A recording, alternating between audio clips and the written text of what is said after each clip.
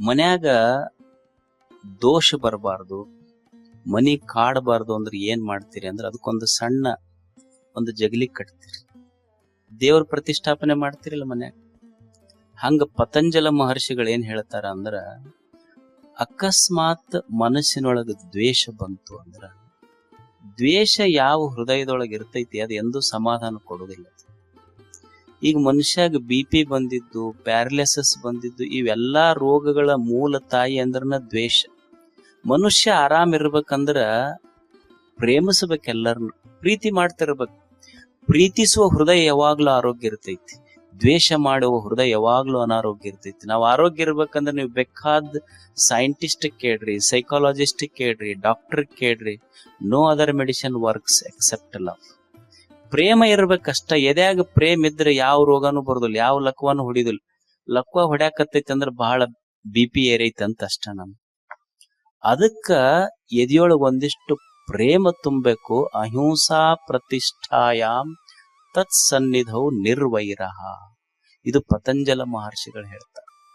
ನೋಡಪ್ಪ, ನಿನ್ನಲ್ಲಿ ದ್ವೇಷ ಹೋಗಬೇಕಾಗಿದ್ರ ಏನು ಮಾಡಬೇಡ, ಎದ್ಯಾಗ ಒಂದಿಷ್ಟು ಪ್ರೇಮ ತುಂಬುತ್ತು ಅಂದ್ರ ದ್ವೇಷ ಕಡಿಮೆ, ಪ್ರೇಮ ತುಂಬುತ್ತು ಅಂದ್ರ ಸಮಾಧಾನ ಸಿಗತೈತಿ ಮನಸ್ಸಿಗೆ.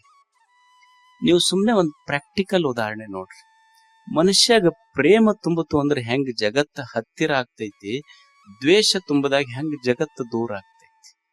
ಈಗೊಂದು ಹುಡುಗ ಹುಡುಗಿ ಇರ್ತಾರ, ನೀವು ಕನ್ಯಾವರ ತೋರಿಸಿ ಎಂಗೇಜ್ಮೆಂಟ್ ಮಾಡಿಸಿರ್ತೀರಿ, ಇನ್ನು ಮದುವೆ ಆಗಿರೋದಿಲ್ಲ. ಎಂಗೇಜ್ಮೆಂಟ್ ಆದ ಕೂಡ್ಲೆ ಹುಡುಗ ಮಾಡೋದು ಏನು ದೊಡ್ಡ ಮಹತ್ ಗ್ರಂಥ ಕೊಡೋದಿಲ್ಲ, ಮೊಬೈಲ್ ಕೊಡಿಸ್ತಾನ ಫಸ್ಟ್. ಏನು ಶರಣರ ವಚನ ಕೊಡಿಸ್ಯಾನಪ್ಪ, ಏನು ದೊಡ್ಡ ಓದಕ್ ಜ್ಞಾನಪೀಠ ಪ್ರಶಸ್ತಿ, ಫಸ್ಟ್ ಕೊಡಿಸೋದ ಮೊಬೈಲ್. ನೀವು ಸುಮ್ಮನೆ ಇದು ಸಂಸಾರಿಕರ ಅನುಭವ ಐತಿ ನಿಮಗ ನೋಡ್ರಿ. ಇದು ಮೊಬೈಲ್ ಕೊಡಿಸಿದ ತಕ್ಷಣ ಆ ಹುಡುಗ ಒಂದು 100-200 ಕಿಲೋಮೀಟರ್ ದೂರ ಇರ್ತೈತಿ. ಈ ಹುಡುಗಿ 100-200 ಕಿಲೋಮೀಟರ್ ಇಬ್ರು ದೂರ ಅದಾರ, ಫೋನ್ಯಾಗ ಮಾತಾಡ್ತಾರಲ್ಲ, ಏನ್ ಇಡೀ ಓಣಿ ಕೇಳಂಗ್ ಮಾತಾಡ್ತಾರ? ಮೆಲ್ಲಕ್ ಮಾತಾಡ್ತಾರ. ದೂರ ಅದಾರ, ಮೆಲ್ಲಕ್ ಮಾತಾಡಿದ್ದು ಕೇಳ್ತೈತಿ. ಅದ ಮದುವೆ ಮಾಡದ ಮ್ಯಾಲೆ ನೋಡ್ರಿ ನೀವು, ಒದರಾಡ್ತಾವ ಎರಡು, ಎದರ ಇರ್ತಾವ. ಇಷ್ಟು ಒದರಾಕತ್ತಿನ ಕೇಳುವಲ್ದನೆ ಅಂತ. ಅಂದ್ರ ದ್ವೇಷ ಇದ್ದಾಗ ಎದುರಿದ್ರು ದೂರ ಆಗ್ತಾನ, ಪ್ರೇಮ ಇದ್ದಾಗ ದೂರ ಇದ್ರು ಹತ್ರ ಆಗ್ತೈತಲ್ಲ. ಇದು ಪ್ರೇಮದ ಪವಾಡ. ಇದು ಮೊದಲು ಅಕ್ಕೆ ಇದ್ಲು, ಕುಸು ಕುಸು ಮಾತಾಡ್ತಿದ್, ಅಷ್ಟು ದೂರ 200 ಕಿಲೋಮೀಟರ್. ಈಗ ಎದರ ಐತಿ ಒದರ್ತೈತಿ, ಕೇಳುವಲ್ ಪಕ್ಕ ಅನುಭವಕ್ಕೆ ಬರ್ತೈತಿ ಅದು.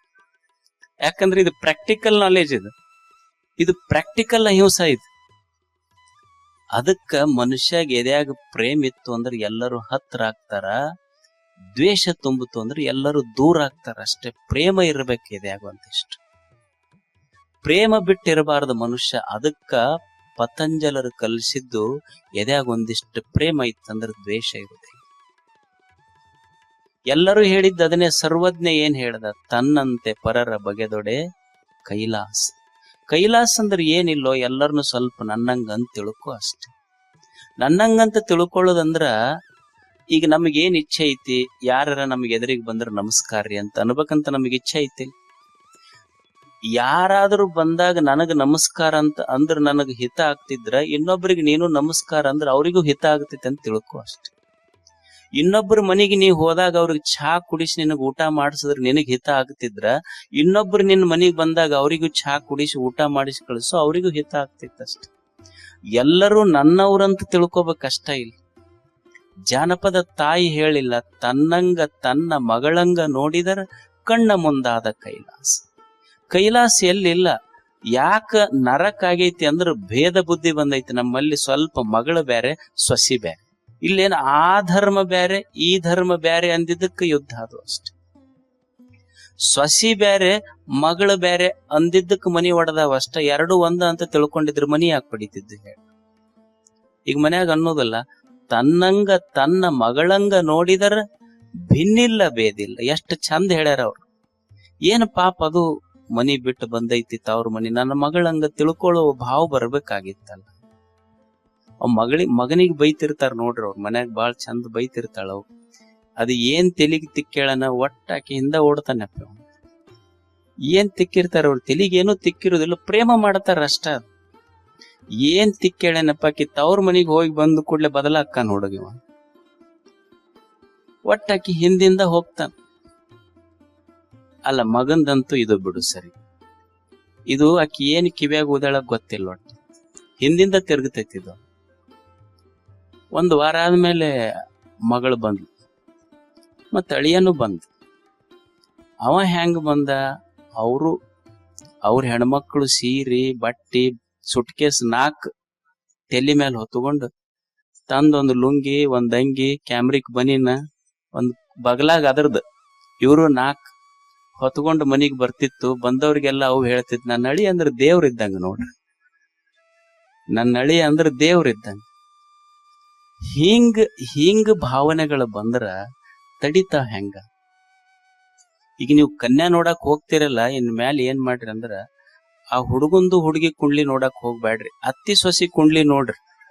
ಅವೆರಡೂ ಕೂಡ್ದು ಅಂದ್ರ ಮಾಡಿಬಿಡೋದ ಅಷ್ಟ, ಹುಡುಗನ್ ನೋಡಕ್ ಹೋಗ್ಬೇಡ್ರಿ ಅದನ್ನ.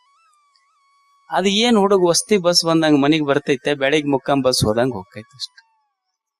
ಅದು ಯಾರೋ ಕೇಳಿದ್ರಂತ ಅವ್ರಿಗೆ, ಯಾರು ಸ್ವರ್ಗಕ್ಕೆ ಹೋಗ್ತೀರಿ ಕೈ ಎತ್ತರ.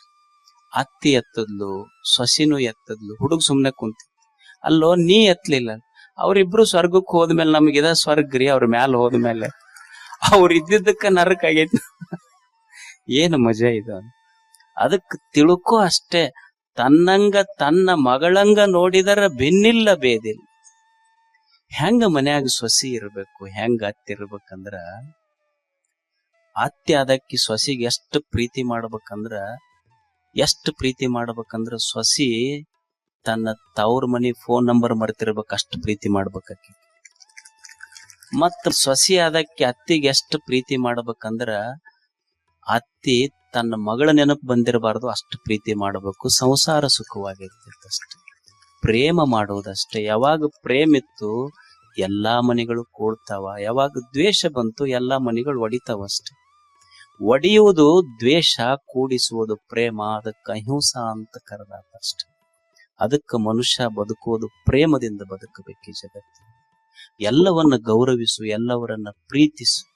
ಆದ್ರೆ ನಮ್ಮದು ಏನೈತಿ ಅಂದ್ರೆ, ನಾವು ಪ್ರೇಮ ಮಾಡ್ತೀವಿ ಖರೆ, ಆದ್ರೆ ನಮ್ಮ ಪ್ರೇಮದೊಳಗೊಂದು ದೋಷ ಏನು ಅಂದ್ರೆ, ನಾವು ವಿ ಎಕ್ಸ್ಪೆಕ್ಟ್ ಸಮಥಿಂಗ್. ಎಲ್ಲರಲ್ಲಿ ಒಂದು ಸಾಮಾನ್ಯ ಪ್ರಶ್ನೆ ಏನೈತಿ ಅಂದ್ರ, ನಮ್ಮ ಸಂಬಂಧಗಳು ಕೆಡ್ತಾವ ನೋಡ್ರಿ. ಯಾಕೆ ನಮ್ಮ ಸಂಬಂಧ ಕೆಡ್ತಾವಂದ್ರ, ಈ ನಿಸರ್ಗದೊಳಗೆ ಎಷ್ಟೋ ಪಶು ಪಕ್ಷಿ ಪ್ರಾಣಿಗಳ ಸಂಬಂಧ ಅದ. ಮನುಷ್ಯ ಸಂಬಂಧಗಳು ಎಂದ್ರ ನಮ್ಮ ಮನ್ಯಾಗ ಕಟ್ಟಿದ ಆಕಳ ಎತ್ತ ಎಲ್ಲ ಒಂದ ಕೊಟ್ಟಿಗೆ ಕಟ್ಟಿರಿ, ಎಂದರ ಗುದ್ದಾಡಿ ಕೋರ್ಟ್ ಕಚೇರಿಗೆ ಹೋಗ್ಯಾವನು. ಒಂದ ಕೊಟ್ಟಿಗೆಯೊಳಗ್ ಕಟ್ಟಿದ ಆಕಳ ಎತ್ತ ಬ್ಯಾರೆ ಆಗಿಲ್ಲ, ಕಟ್ಟಿದ ಅಣ್ಣತಮ್ಮಗಳು ಬ್ಯಾರೆ ಆಕ್ಕಾರ. ಮನುಷ್ಯ ಸಂಬಂಧಗಳಷ್ಟ ಯಾಕೆ ಕೆಡ್ತಾವ, ನಿಸರ್ಗದೊಳಗೆ ಯಾಕೆ ಸಂಬಂಧ ಕೆಟ್ಟಿಲ್ಲ? ಮನುಷ್ಯನ ಸಂಬಂಧಗಳಷ್ಟ ಕೆಟ್ಟವು ಭೂಮಿ ಮೇಲೆ. ನಿಸರ್ಗದ ಯಾವ ಸಂಬಂಧಗಳು ಕೆಟ್ಟಿಲ್ಲ. ನಿಸರ್ಗ ಎಂದಾದ್ರೂ ನಿಸರ್ಗದ ಸಂಬಂಧ ಎಷ್ಟು ಅದ್ಭುತ ಐತಿ ಇಲ್ಲಿ. ನಿಸರ್ಗದೊಳಗಿರುವ ಸಂಬಂಧವೇ ಅಷ್ಟು ಅದ್ಭುತ. ಒಂದು ಮೊಗ್ಗ ಐತಿ, ಒಂದು ಬಳ್ಳಿಯೊಳಗೊಂದು ಮೊಗ್ಗ ಅರಳೈತಿ. ಮೊಗ್ಗ ಅರಳಬೇಕಾಗಿದ್ರ ನೀನೇನು ಬೇಕಾಗಿಲ್ಲ, ಸುಮ್ಮನೆ ಒಂದ್ ಸ್ವಲ್ಪ ಹೊತ್ತು ಬಿಟ್ರ ಎಲ್ಲೋ ಲಕ್ಷ ಕಿಲೋಮೀಟರ್ ದೂರ ಇರುವ ಸೂರ್ಯನ ಒಂದು ಸಣ್ಣ ರವಿಯ ರಶ್ಮಿ ಆ ಮೊಗ್ಗಿಗೆ ಮುತ್ತಿಟ್ರ ಸಾಕು. ಅಂದ್ರ ಸೂರ್ಯ ಮೊಗ್ಗಿಗೇನು ಮುಟ್ಟಿಲ್ಲ, ಸೂರ್ಯ ಮೊಗ್ಗಿಗೆ ಮುಟ್ಟಿಲ್ಲ, ಮೊಗ್ಗಿ ಹೂವಾಗಿ ಅರಳುದು ಬಿಟ್ಟಿಲ್ಲ. ಇದು ನಿಸರ್ಗದ ಸಂಬಂಧ ಅಷ್ಟು ಅದ್ಭುತ.